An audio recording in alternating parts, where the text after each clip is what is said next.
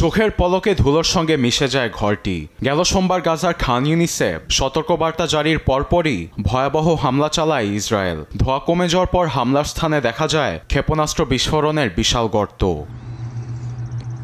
আবার গাজায় অভিযানের নতুন ফুটেজ সামনে এনেছে ইসরায়েলি প্রতিরক্ষা বাহিনী IDF। সেখানে দেখা যায় উপত্যকায় হামলার উদ্দেশ্যে রানওয়ে ছাড়ছে হেলিকপ্টার সহ ইসরায়েলি যুদ্ধবিমান। দিন দুপুরে বাসাবাড়িতে চালানো হচ্ছে ভয়াবহ হামলা। এতে 24 ঘন্টায় প্রাণ হারান অনেকেই।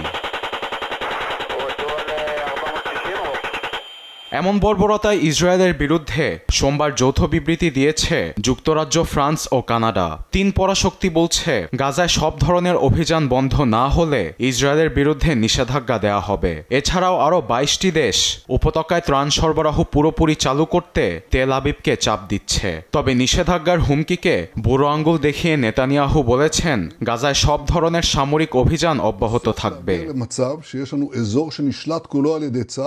এদিকে জাতিসংঘ জানিয়েছে গাজায় সোমবার ত্রাণ সরবরাহের 50টি ট্রাকের জায়গায় 9টির অনুমতি দিয়েছে ইসরায়েল, যা সমুদ্রের 1 ফোঁটা পানির সঙ্গে তুলনা করেছেন মহাসচিবের মুখপাত্র স্টিফেন ডুজারিক। তবে গাজাবাসীর জন্য তা খুবই কম। সীমিত আকারে ত্রাণ সহায়তার পেছনে হামাসকে দায়ী করছেন নেতানিয়াহু। গাজায় সীমিত আকারে ত্রাণের ট্রাকগুলো প্রবেশ করছে, কারণ বেশি বেশি ট্রাক উপত্যকায় গেলে তা হামাস নিজেদের দখলে নেয়। তা আমরা হতে দেব না। শুরুতে এর জন্য আমরা সহায়তা বন্ধ করেছি। যুক্তরাষ্ট্রের সঙ্গে বসে আমরা এখন এক ভিন্ন পন্থা অবলম্বন করছি, যেখানে প্রতিরক্ষা বাহিনী ত্রাণ বিতরণের পথগুলো সম্পূর্ণরূপে নিয়ন্ত্রণে নিয়েছে। অন্যদিকে খান ইউনিসকে যুদ্ধক্ষেত্র ঘোষণা করে একের পর এক হামলার পর এলাকা ছাড়ছেন বাস্তুহারা শত শত ফিলিস্তিনি। দুপুরে গা ফাটা রোদে অনেকেই সাইকেলে করে, আবার কেউ কেউ নিজ স্বজন ও শিশুদের কাঁধে নিয়ে খান ইউনিস ছাড়ছেন। হাতে করেই নিয়ে যাচ্ছে নিজেদের সর্বস্ব।